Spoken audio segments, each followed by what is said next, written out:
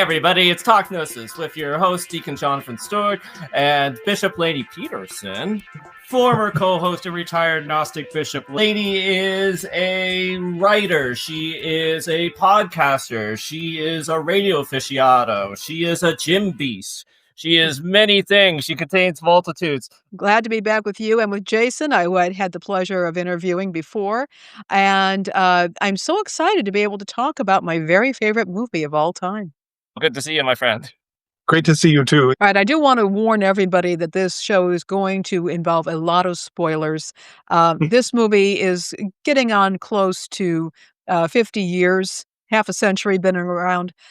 So if you have not seen it yet, prepare for the spoilers because I'm not going to be coddling anybody on this show. And that movie is The Warriors, a movie by Walter Hill. That came out. I want to say it was 79. And it starred Michael Beck, James Remar, Deborah Ben Valkenburg. It had a cameo by Oscar-winning actress Mercedes Ruehl. While the movie had a relatively low budget for the time, it was still a major motion picture, but it had a relatively low budget of about $3 million. It did not do that great in the theaters because it got pulled out of the theaters very quickly due to some various mishaps. But it went on to become what's called a cult classic.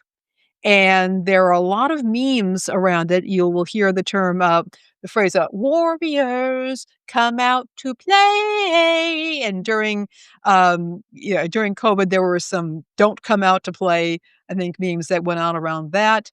There was actually a video game based on the Warriors that came out a while back. You'll see some of the stars that are doing the convention circuit. And I saw something probably about 10 years ago, some of these stars that were still alive dressed up in Warriors vests and took the subway into Coney Island, got off the subway, and the locals were just thrilled to see them because they're very proud of that film.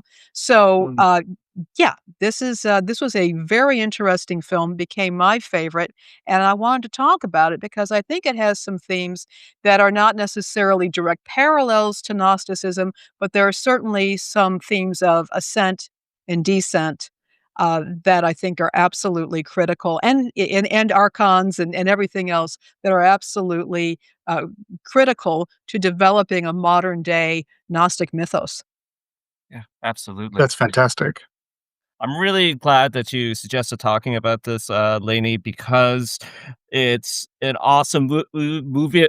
I had such a blast rewatching it. The last time I saw it was probably 25 years ago. Mm-hmm. And I think I'm going to speak for Jason, which is, I think we're both excited about this movie because, like Jason was saying, we've talked about Gnostic movies before, but some of them are very blatantly Gnostic, right? It's Matrix. It's just, yes, exactly, right? You could do one-to-one. It's blatant if you know even a little bit about Gnosticism. I think this one might be more surprising for people and more fun to sort of dig into this text of this movie that is, at the end of the day, a lot of fun. It is. A brilliantly done film.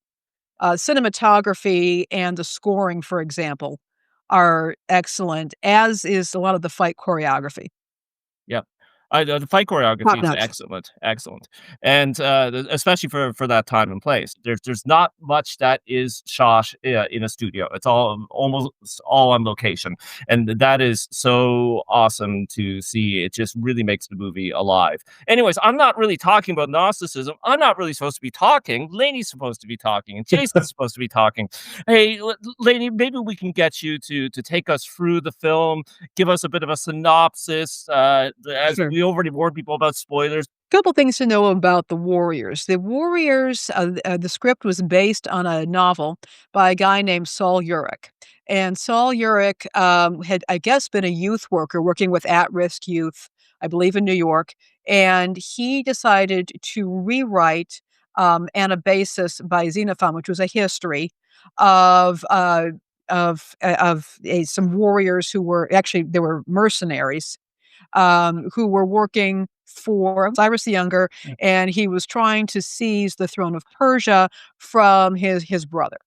That was this history that was written. Saul Ulrich decided to grab this and turn it into a novel. It was not that great. I'll just tell you right off the bat. The book itself is not that great. I read it when I was in college. But what happened with the Warriors, the film that Walter Hill did, is they took the setting of Saul Urich's book, but they took the character or the mythological aspects, even though it's a real history. They took they took that and they spun the history with this novel, and he turned it into a myth. I think that would be the best way I would describe it. Because in Saul Urich's book, the warriors are anything but. They're dumb. They're dumb. They get lost. They try to call their youth worker to get them to rescue them. It's not a great scene. In the film, however, the warriors are in fact warriors. They are not entirely honorable, but they are principled. And so that should be understood when looking at this film. Some people who come to this film right now look at it and they complain about what they consider to be inconsistencies. And they don't necessarily see that this was a myth. The other thing to understand is that this was being done at a time in the U.S. where things were not so great. The U.S. had a bad run. There was, of course, the humiliating defeat, and deservedly so, in Vietnam. We had a lot of problems with inner city crime and strife at that time. Inner city crime was a huge deal, a huge concern at that time. We were also going through the Iranian hostage scandal. We had Watergate. I mean, it was not a good time in the U.S., and there was a lot of decay. I think there was cultural and social decay.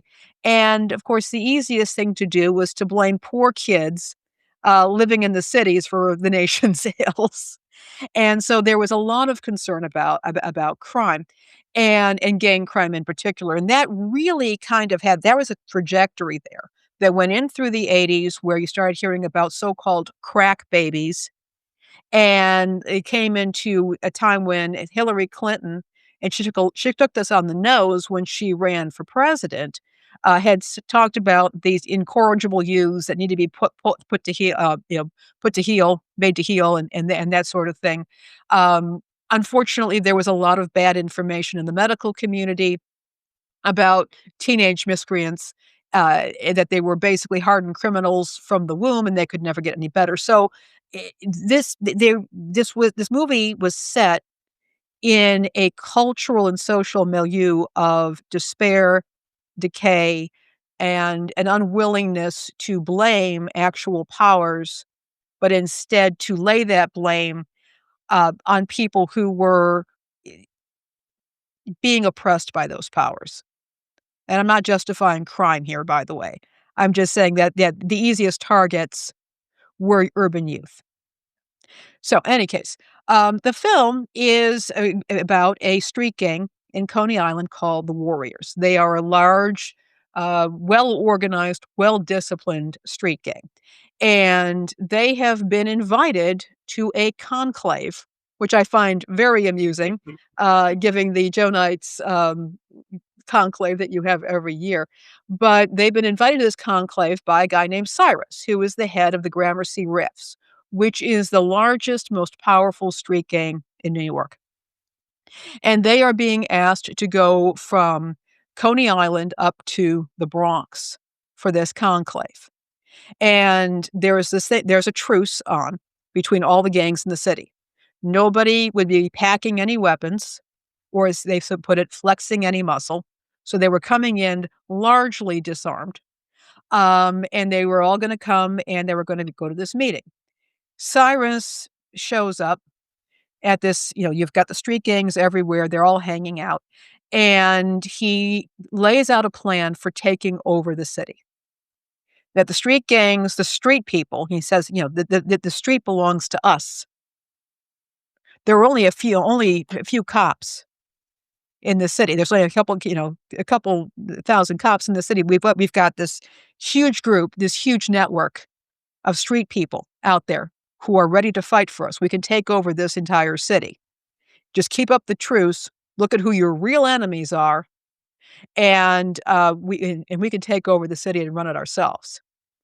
And another gang, the leader of another gang, who has broken the truce by bringing a gun, shoots and murders Cyrus, and then turns around and blames the gang, the warriors, for what happened. The warriors almost immediately scatter. Their leader is unfortunately confronted and murdered, although they don't know that at the time because the rest of them have had to run. And they realize that all they can do now is get back to Coney Island. That's their only hope, is to get back to Coney Island. And the concern was the truce still on? And that was a concern. What they don't know is that word is getting out that it was the warriors who assassinated Cyrus. And so they've got the police looking for them. They've got every street gang in the city looking for them.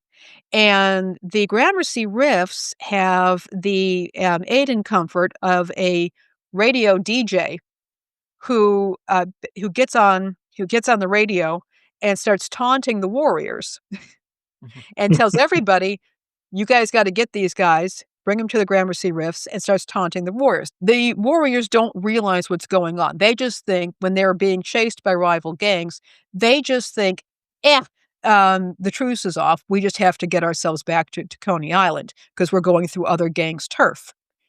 And they finally realize, no, they've been blamed for this. They make it up.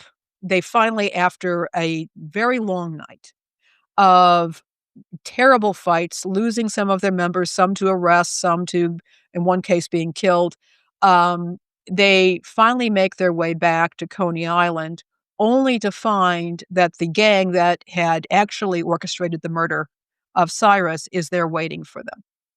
And they find themselves on the beach for a last fight. And there's a very telling thing that the current de facto leader of the warriors said. He says, when, we normally figure that when we see the ocean, we're safe. We're home, we're safe. And the leader of the other gang, called the Rogues, says, well, you're wrong, and you're all going to die. And eventually, the war, the Riffs come in, and justice is served appropriately.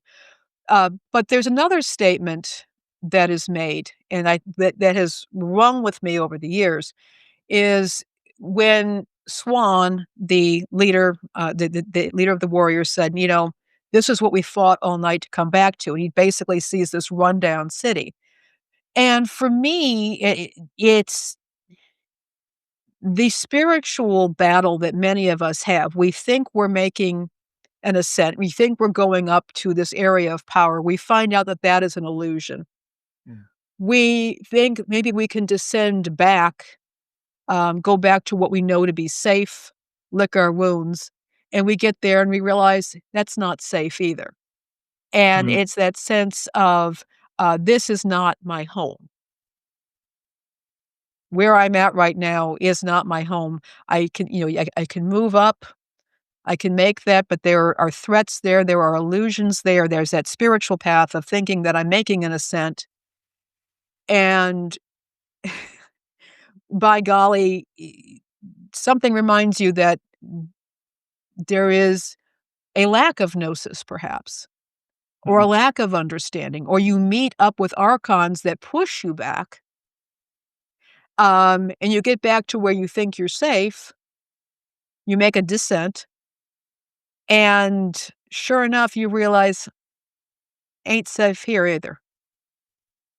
And that's where we're left in the Warriors. And again, there's a lot more. There's a lot to the film that's worth talking about, and I think we can talk about. But that's what happens in a nutshell. Is you've got a bunch of this gang that spends one night, trying to go somewhere where they think they're going to be able to break out of their life that they're leading and go into to a position of power. That falls apart. They try to return home to safety. They are being attacked from all sides from things that they do not understand, powers that they do not understand, the powers that do not understand them. They get back home and they face additional and more and ongoing threats. Hmm. Well, there's anabasis of like the either going up or at least going out, but then there's catabasis, which is often going in. That's like the trip to the underworld. I think is a catabasis, and so yeah, like I think there's already a lot of really like potent symbols, so sort of like right on the edge of the whole thing. Like ostensibly they're going into the underworld because they're going into a criminal place, like where Cyrus is organizing something. Um, that said, what Cyrus is actually offering is liberation. Mhm. So it's like Or he thinks he it's is. kind of or thinks he is exactly like that's well, and that's what's interesting too is that Cyrus is this sort of is ultimately a mythological figure. He's built up before we see him, and then he dies before like he's not in the movie that long, which is interesting in that sense too. That like I don't think it's a I don't know. I don't want to overemphasize this, but like this idea of like a fallen savior or a fallen Mhm. messiah, somebody who offered liberation and then that gets taken away. Um, that's like I think that's lurking there. It doesn't feel like it's part of the core theme, but it's present. If Cyrus hadn't had the idea and wanted to do this big thing, then there wouldn't have been a conclave, and then there wouldn't have been a fight home. You know what I mean? Like, so there's a lot of that kind of kicking things off.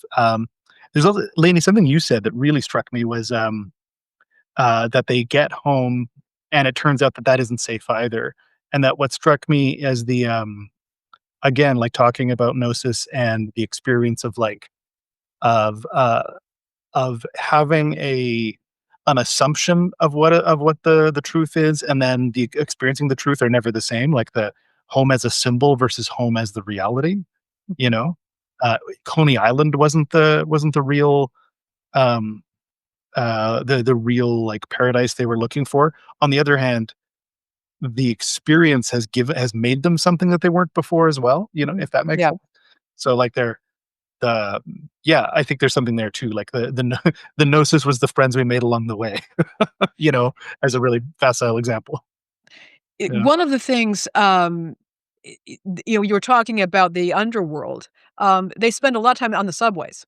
When they're Yeah. not running on the street, they're down in the subways. And they're And literally ascending and descending all the yeah, time, right? So they're like yeah. Mhm. yeah. They're making a geographical descent, I believe, when they go back to the Bronx, but they're also, spending a great deal of time underground, and they have to emerge when, something's been, when there's been disruptions in service.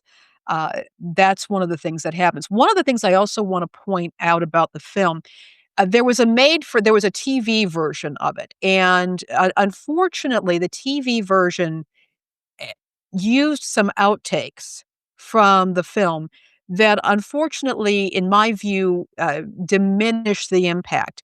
In the Mm, film, in the theater, the, movie starts at night and it ends at dawn. Yeah.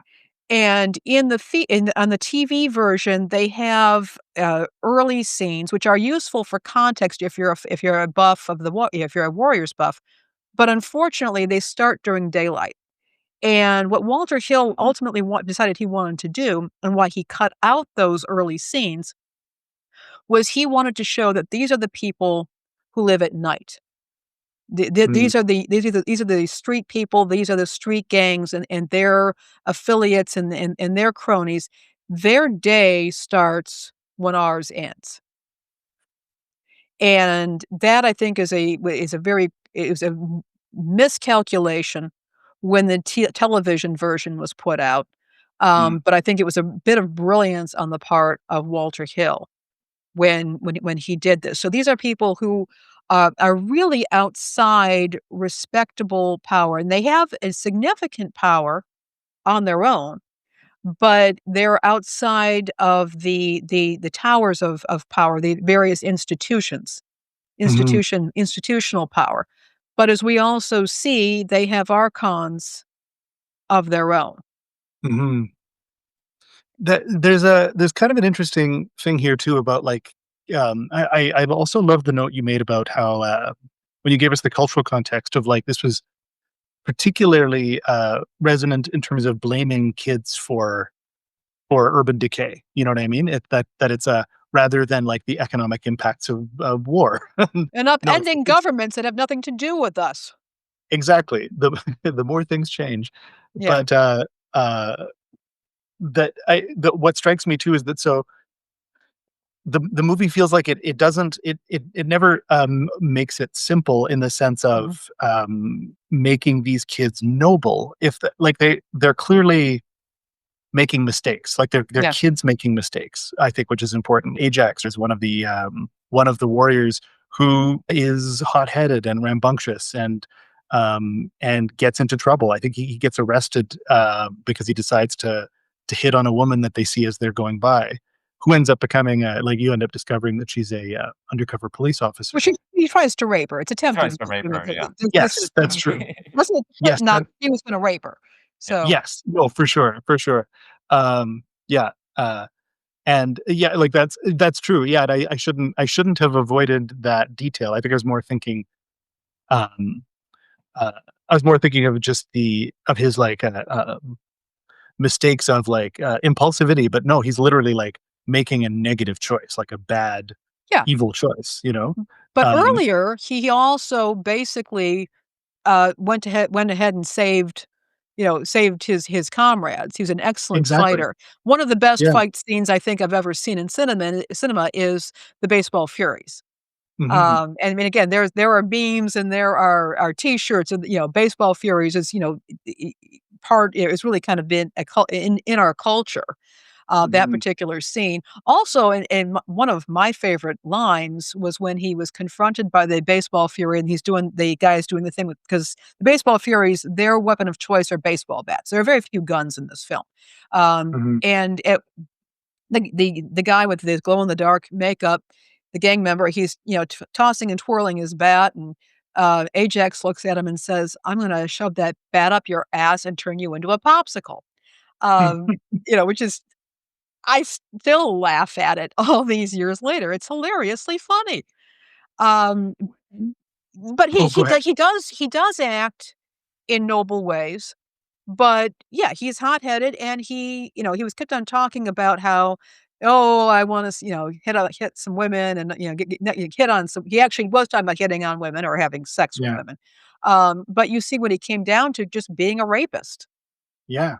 And And like what strikes me, the reason I'm sort of, hovering around this point is that I think there's something interesting about the kids becoming scapegoats for the like almost in a like literally like ritualistic way, scapegoats for the sins of the era, you know? yeah, And in some respects they, not I wouldn't say like accept it in the sense of like they decide, yes, I'm going to choose to like allow these things to happen to me.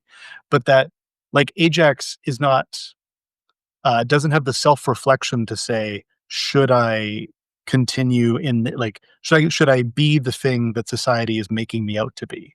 If that makes sense. He's just going, no, this is what a man is, this is what a gang member is, this is what I do. He's not questioning it. Whereas like, Swan, I guess I would say does have a little more introspection and does ask questions. yeah, He asks the question at the end, like, is this what we fought for? Like he has that, and that a lot. So where I'm kind of going with this is I think it's that, the other interesting thing, it's like this is what they always say in any kind of storytelling. um the fact the story is happening now is important, like that it's not a general day in the life. This is a completely unique day in the life for these characters, yeah, and that only by like only by having this experience of going from Coney Island to the Bronx and then back to Coney Island and having to do that big fight, that's the only thing that gives Swan the chance to say, is this what I fought for, if that makes yeah, sense. He yeah, would have had a less less introspective life if that had never happened, you know? So there's like, I guess, yeah, I'm kind of going in a few different places here, but again, there's sort of that sense too of gnosis, like this isn't defending the stuff that happened to them as Mhm. justified, like, oh, No. it's not validating violence that happens to somebody. This isn't like the form of Gnosticism where it's like, oh, your suffering has a point, if that makes sense, Mhm. to validate it. But the effort of going through it does create change, which can be useful, if that makes sense. Yeah. Yes, both the ascent and the descent, Yeah. did create change. Now, we see that it didn't create it for Ajax. No. Ajax gave in to his impulses. It didn't, it was too late for Cleon, um, the warlord, the head of the gang who was murdered, Mhm. very early on. It was too late. Well, the fox, he was killed by the police, but that was because the actor himself left the film mid-production because he didn't get along with Walter Hill, although they went on to work together, later on. But so, there was that, and there was also at the beginning, they even one of them even expresses, "We've never been to the Bronx before." Mm. They've never been out, or you Yeah. get the impression that they pretty much stayed in their own areas. Mhm. That they stayed on their turf, as they called it. Mhm. And Mhm. so that by doing that, they did take that risk, that ascent. They were offered, I think, a very poorly thought out plan for liberation. I'm not sure that taking over a city is necessarily the best thing, but they were being appealed to, though, on the Mhm. idea of you are the people. We're running around all trying to protect and fighting over our little pieces of turf. Why are we doing this? If you had put up some red flags, some Soviet flags, and played the Internationale, some of that rhetoric could very easily have been turned into what you would expect at a Communist Party meeting. The idea of you've got people who are facing each other and trying to defend these petty, areas of ownership, whatever scraps we're allowed to have, we're fighting each other over this, where we've got a bunch of people that if we all band together, we could overthrow those powers. Mhm. Um, and, that brings up the question of why would a Gnostic church be important? I have a feeling that most Gnostic churches out there are not going to band together and overthrow Rome, but the idea of, this promise of, look, if you can get past your false sense of ownership and come together or unify, imagine what we would be capable of. And Mm. it's there. It is, however, but there are other forces involved and they're left with this path forward. Now, what we do see at the very end, the question is how many of these guys are going to change what they're doing. They know that their gang has something like 100 affiliates. They've been chosen out of this gang. These are the best. I think it's like 9 guys out of the gang. Um, and, what's gonna happen? Are they gonna go back and say, "Hey, let's make some changes here"? Some of them will, maybe, some of them won't. Swan gets the girl, Mhm. so, and Mercy, and she's known as Mercy, Mhm. and she comes to them, she they run into her, and she decides to tag along with them against they're not initially that crazy about it. Yeah. But you see actually, and you do see this with Swan, as they're making that last leg of their journey home. One thing I do wanna point out is that the actors playing the street gang members, particularly in The Warriors, they were not teenagers. These guys Mm. were all well into their 20s, and I think that that was probably because nobody is going to take a bunch of skinny 17-year-olds all that seriously. They wanted men who Mhm. looked like men so they could be physically, imposing. But you see, Swan and Mercy and some of the guys, and they're just all exhausted, they're beat up, and they're on the subway, and you see 2 young couples who are coming home from prom or a dance of some kind.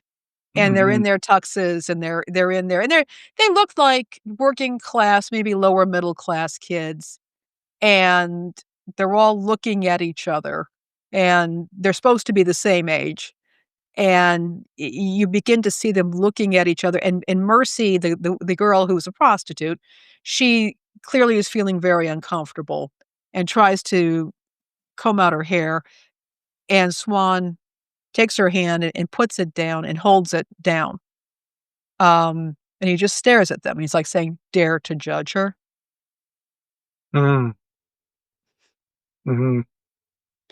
There's Dare to something judge her. And so there yeah, is something there, yeah. there's something, like, specifically, like, so one of the things about Gnosticism in general is that, like, folks discover it and then they're like, then they feel like, "Oh, now I am on one side of things, and the normies or whoever are over on the other side, the people who just live their day-to-day life." It's also that, like, that thing about the Matrix, like, most people don't know about all of these things, but you do and you're special. It's a feeling a lot of Gnostics have, particularly, like, early Gnostics, people who've just discovered it. They're like, "Wow." They're intoxicated by that. And what I find interesting about this moment is that this moment that you describe of, like, the quote unquote normies, the, like, middle class kids coming home from prom, and they're all in, like, fancy tuxes and stuff like that, have, like, corsages and stuff like that that are around. That it's like, it's specifically like, Mercy notices the girls in their fancy dresses and Mhm. feels this moment of judgment, and Swan says, "No, you don't need to compare yourself to them. You don't need to try to be like them or worry about their judgment." And then as you say, he stares at them and goes, like, "Don't. I dare you to try to judge us." But this is also that feeling of, like, that it's not unlike the Matrix, which gives people that feeling of, like, "Oh, I'm so special because I took the pill," which has that term has been hijacked in a variety of ways now. But, yeah, unlike the specialness offered there, this is more being comfortable enough to be in your space without demanding that. He doesn't attack the kids. He doesn't criticize them. He doesn't threaten them. He makes it clear he's not interested in their feedback, but he's also not threatening them, which is, I think, to me, an interesting space. Like, it's a different kind of tension, you know? Mhm. Um, and that, like, as slightly less new Gnostics, as they start to kind of get more experienced in the process of living with these ideas, that, like, you don't necessarily need to be yelling at the normies all the time. You can just sit on the C train or on the subway, and you don't need to make yourself comfortable for them. You also don't need to make them uncomfortable.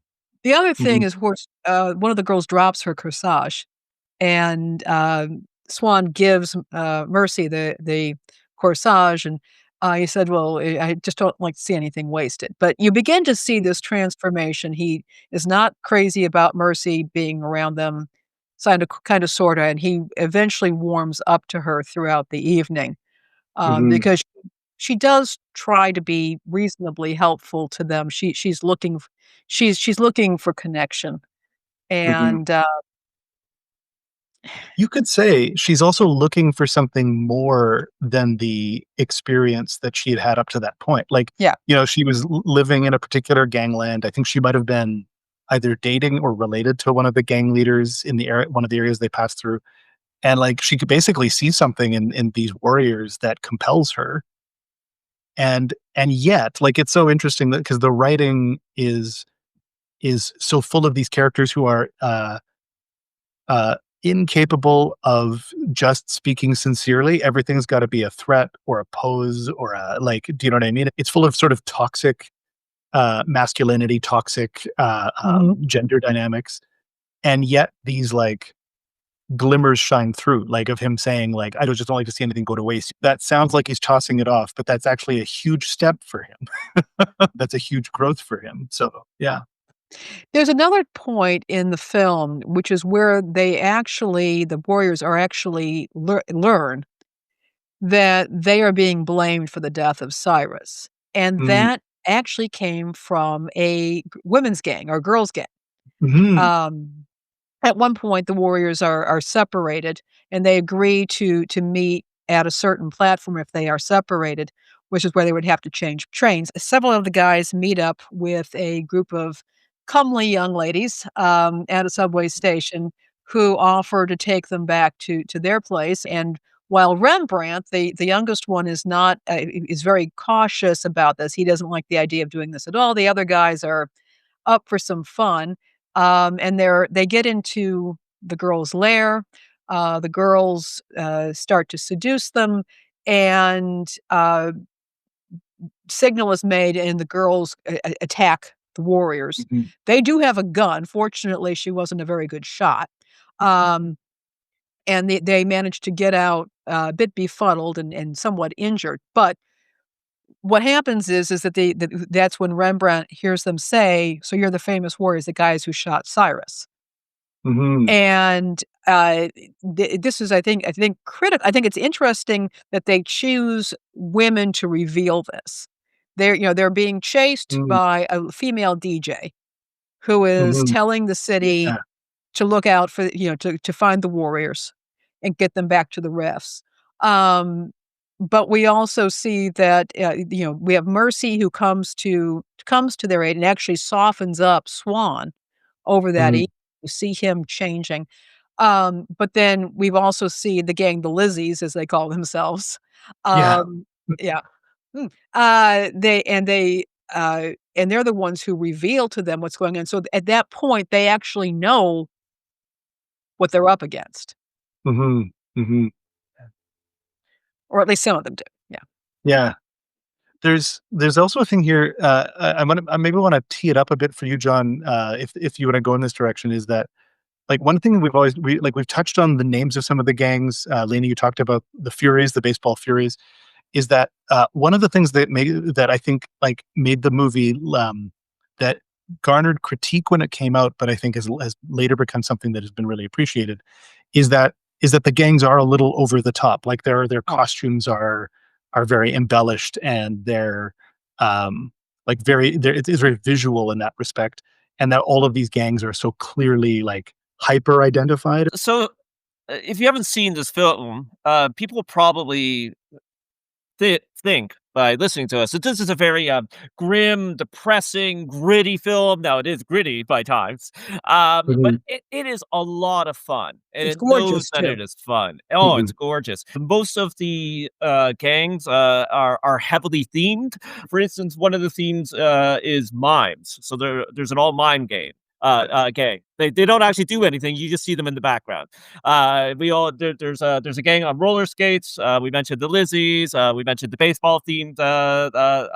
So all this kind of sounds like silly or goofy, right? But it adds to the fun without it being silly and without the movie winking at you. The movie knows that it's fun, but it never does that sort of post modern, ironic, like, turning to Mm. you and winking, and I really appreciated that because I find that most genre film now does not have that sort of I mean, in this case, almost mythological stance, right? Some of the things that are really interesting, again, you saw very few guns in the film. Now, they were supposed to be disarmed, but that didn't stop them from having various weapons when they were chasing the warriors during that period of time when they were being chased back to Coney Island.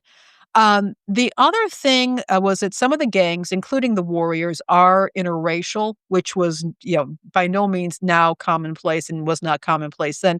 Some of their gangs were monoracial. The Gramercy Riffs were, I believe, an all-black gang. The funny thing about this that one critic pointed out was that the Gramercy Riffs' weapon of choice was a hockey stick. And they said, "Never has there ever been such a large group of black men carrying hockey sticks in the history of film." I know you guys are Canadian, but down here in the US, hockey is known to be a white guy sport, and you're usually a fairly elite white guy sport because people had to be able to get their kids into, ice skating lessons very early. So the fact that you have an all black gang, which is the most powerful gang in the city, and their weapon is a hockey stick, The thought that went into that, I'd be very, very curious about.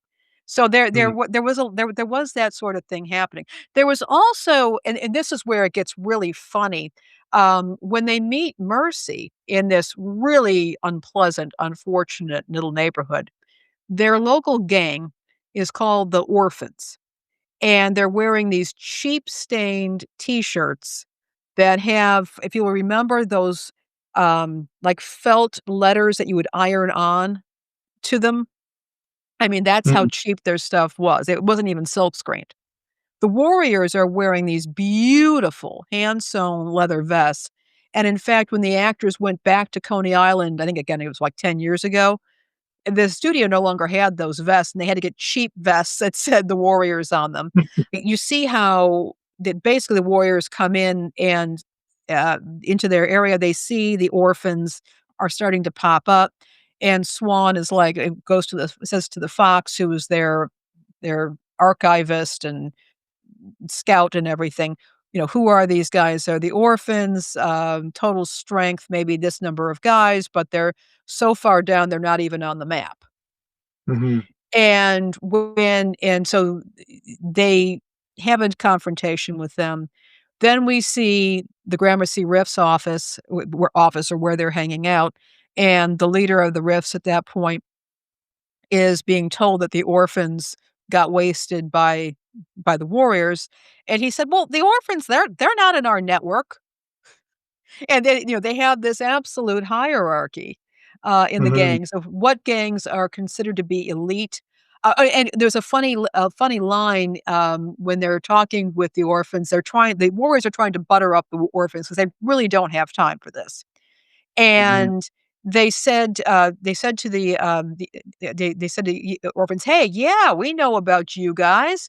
And they said, "You guys are great." And they said, "Yeah, we have a heavy rep." And they pull out a newspaper clipping about one of their raids, and they're showing off their newspaper clippings. And they said, "Yeah, our youth worker talks about you guys all the time." And they said, "We don't have a youth worker." And they said, "Well, that's probably because you're so bad, they won't wanna deal with you."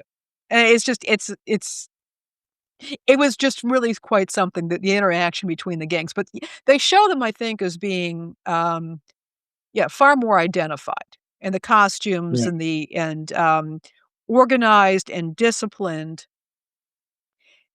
so that is depicted in that. So it's and that's leads to one of the other issues that happened, why the film was taken out of the theater so quickly, and this is Right, kind of right. interesting, was they had a very, in my opinion, a very irresponsible PR campaign, where they put out all of these, ads, "The Warriors, and these are the people of the night. They're, 100,000 strong, and they're gonna take over from the police. Nothing can stop them." And people were going, "Eep, eep, eep."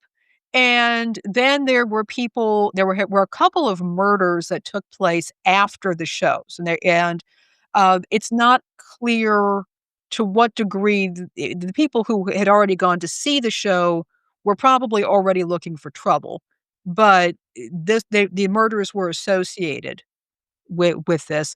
There were some gangs who very much liked the movies, liked the movie, and eventually, I think it was Paramount said, "Okay," to the movie theater operators, "If you wanna pull this film, pull the film."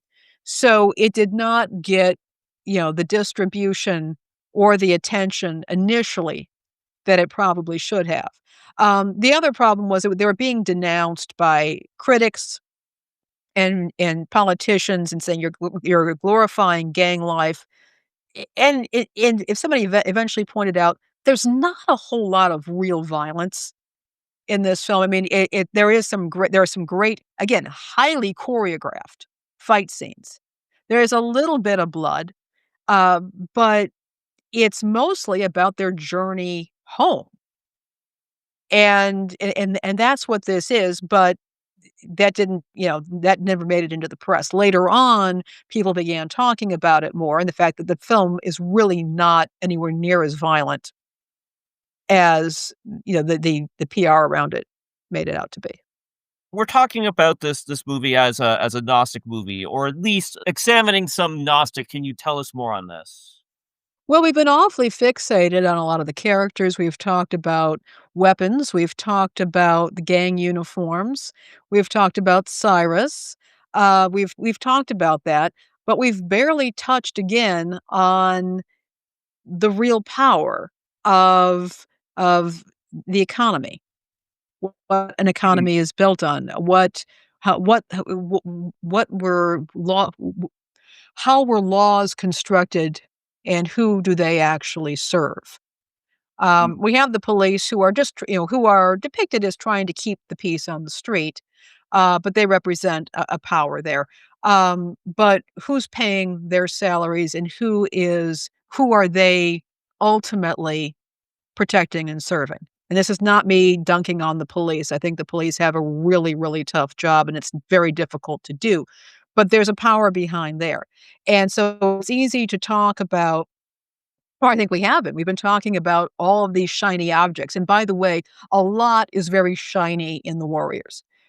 mhm, Because it's set against the background of night, light, any kind of artificial light is very obvious. Clothing, jewelry, anything that glitters is very obvious in this film. Just something to be aware of. Yeah, mhm, baseball furies have glow in the dark makeup, so just be aware of that. There's a lot there to catch the eye and to pay attention to, and we can talk about this, that, or the other thing. Even the radio DJ, you never see her face, but she's wearing beautiful lip gloss. mhm, And you can see her mouth talking, and she's Lynn Thigpen, um, died way too soon. A great, great actress, great voice actress. Um, and yet we're not even paying attention to what contributed to urban decay at that mhm, time. And we've touched a little bit on it about money being used for wars and, oh, beating the Russians to the moon, the scandal of Watergate, that was allowed to happen, what happened in Iran, which was ginned up by certain government agencies, and there was a lot going back. There was a lot going back to Winston Churchill and all that. That it was not something that just happened right then. We don't look at that. We don't hear any news broadcasts. We don't see any newspapers.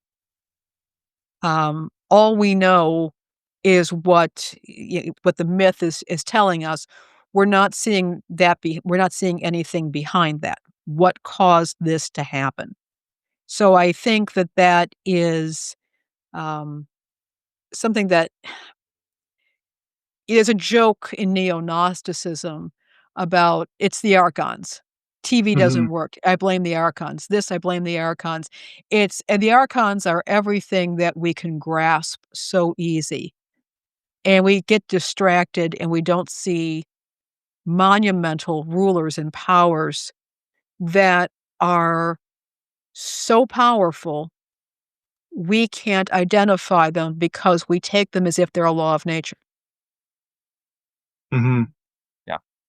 I think that's, okay, yeah, so many things on this. Also, I just wanna put a pin in this. I think doing a show about the cultural forces that led us to the moon, um, led humanity to the moon, as both, like an example of mythology becoming real, but also the fallenness of that mythology, like that just where you went there about, like, beating the Russians to the moon. This kinda goes back to the thing I was saying about the using the kids as a scapegoat for the problems of the era, um, when they actually weren't their problems, or when they weren't the cause of the problems, and yet they are also fully, like, accepting, like, yeah, the fact that these are kids, the actors weren't, but we're supposed to be seeing young people. Kids are trying to figure out who they are in Mhm, the world, and they're trying on various things, and so so they're trying on, um, I think, like, a writer I really enjoy said something like, we try on political statements like hairstyles, mhm. because we're trying to figure out who we are in relation to these things around us.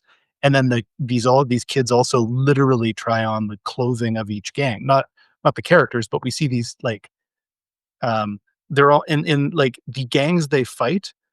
It almost doesn't matter which individual we're fighting. It's just clear that this one's a fury and this one's a mime and this one's a, etc. Like they're not, they're letting their own personalities become subsumed into into a character that they've been given, and that the kids of that era also accepted the costume um, of like dissolute youth as a like rather than rising up against it and saying no, that's not us, we're not the problem. And again, like I want to go back to this notion that like Cyrus maybe was seeing a bit of that. It's like we're all fighting with each other over our little bits of turf. He kind of like spits the word turf. Is like why are we fighting over these small little things? We are strong and we are already controlling the entire city. What if we really did control the whole city rather than accept a city that is given to us in the form that you're talking about, Lainie, of like um, the systems of control that currently exist. Like he is actually offering a revolutionary idea, and the person who kills him is interesting too because we haven't talked too much about him. I can't remember what his name is, but the actor is David Patrick Kelly. He's with the Rogues, and tip of my tongue his name, Luther. Yeah. And so like what's interesting is that like he doesn't even appear to be killing Cyrus because he disagrees with Cyrus's idea. Like it's not a binary, it's not a counterpoint. He just likes chaos. He just likes to fuck. He's a chaos agent. Yeah. And yet he causes the whole, like he shuts down the revolutionary idea basically. And puts our characters into their crisis so they need to fight on the way back home, and is the person they have to fight at the very end too. Like there's something really interesting there. But that again, all of it is about like just what you were saying, like blaming the demiurge kind of thing is blaming the Archons. I think what's interesting about this film is that we see these characters, they're not even blaming the demiurge and the Archons, they're simply accepting them, in the at least at the beginning, they're accepting the frame of the world they're in. I'm a gang member, I hate the cops, I hate normies, like I it's okay for me to rape women, like they're accepting all of that. And like, so what makes this Gnostic isn't that we get to see them fight, the architect or, like Archon agents in a matrix sense. We're seeing them literally see that their reality doesn't have to be what they're being handed, which I find really, really strong. I think also too, like the myth of, or I guess maybe either the myth or the reality of actual gang members getting sort of excited by the movie and then enacting more violence, to me is also interesting because there's the like apparently a lot of actual mafia folks got like really loved the Godfather films and started patterning themselves after the Godfather. And so you have this kind of like recursive thing where this sort of self-mythologizing that we want to see we want to step into a myth of ourselves in a way. And like the situation that the movie was initially suggesting of the way kids take on the costume of their time then is like recursive again when actual gangs who were already doing that do it at a level that is now like sort of instantiated in the movie. Now it's not just we're a gang and these were our colors. Now our colors are like the movie The Warriors, if that makes sense. Like it's a recapitulation. Yeah. Yeah, absolutely. And and again, we've seen it with the red pill. Yeah. The guys who saw that, and it's not a happy situation. No. To say the least. But that culture impacts humanity. It impacts the psyche, and consciousness. And yeah, that is absolutely the case. And we've seen it now with the Matrix. And we've seen it and that's what film does. It's incredibly powerful. And this is an incredibly powerful film for what it did. The other thing, it kind of touching a little, but going back a little bit, is we don't see anything really being offered to any of the gang members. They're being offered youth workers and police, both of which are employed by the state. Mhm. We don't see anybody, there are no teachers, there are no clergy, Mhm. there are no neighborhood organizers.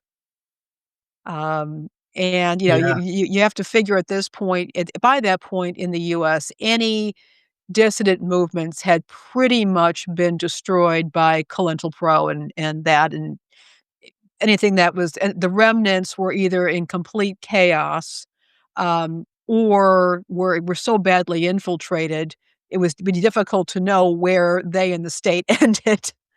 Mhm. Um, we see that the gang members, um, e the gangs offer them honor or the opportunity for honor, Mhm. belonging, a uniform, and, there's a lot of folks who will go into the military or whatnot because they get to wear a uniform.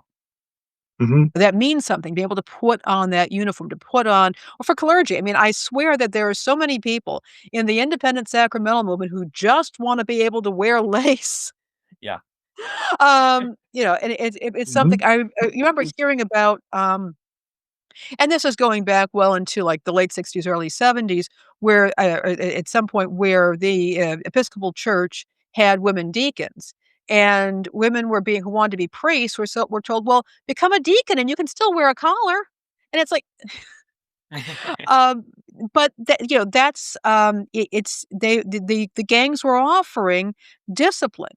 They were offering a hierarchy. People love hierarchies. I don't care what anybody Mhm. says. People will find themselves a hierarchy, even if it's, you are the, uh, even if you are the president or the vice president of the He-Man Women Haters Club, people want that kind of, they want that acknowledgement. They want that hierarchy. And nobody else was giving them any other option. The best they could do was the biggest gang in the city was offering them the possibility of helping to rule the city and Mhm. become, a militia, a Mhm. constabulary. Some of them might have gone into positions of more regulated power, but, nobody was doing anything. They weren't getting anything, and yet they Mhm. get blamed. They're the Completely. targets. Yeah. And Yeah. we saw the fruits of this with the 3 strikes laws, where if Mhm. you committed 3 crimes of a various nature, then you could go to prison for life. Mhm. We're seeing younger and younger people being charged as adults, and I'm not saying some of these crimes are not absolutely heinous, but that is a real concern.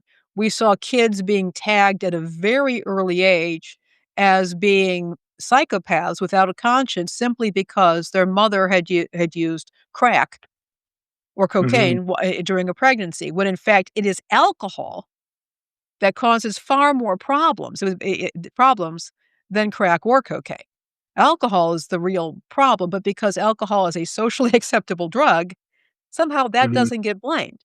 Um, there's just so much that has to be unpacked when looking at this, but, you know, it we have a film about a quote unquote, "a social problem," um, which does not have a resolution, Mhm. even though I think they were hoping for resolutions, and at that point, all that we can really do is hope that that night changed at least some of them. We hope that, in Swan could be the case. Some of them, maybe, maybe not. Well, and this is like a, like if this is your first episode, then for Talk Gnosis, then maybe you'll look back at some of the other stuff we've done, and you might look forward to some of the stuff we're about to do. Because something that I've been working on a lot personally is it's a series we've been calling Mapping Gnosticism, because I'm Okay. trying to find a different metaphor than the Matrix for one thing, but also a metaphor of a Gnostic process that allows people to see it not as a switch that's flipped, but a journey, a Mhm. process, and something that's always continuing. And like what again I like so much about this film is that it has a mythological quality to it, and yet it isn't. There is not a.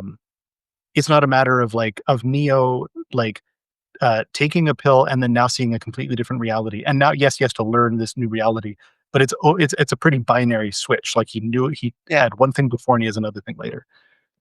I think like for a Gnostic to see themselves as on a journey rather than oh, I'm now a Gnostic and I've got it all figured out, you know? Yeah. Is that like, because like step one of Gnosticism is learning that you can like that nothing has a single answer anymore. You know what I mean? That's rather than the old, like it's not just that the old answers were wrong, it's that the new answer isn't the same answer but bigger, if that makes sense.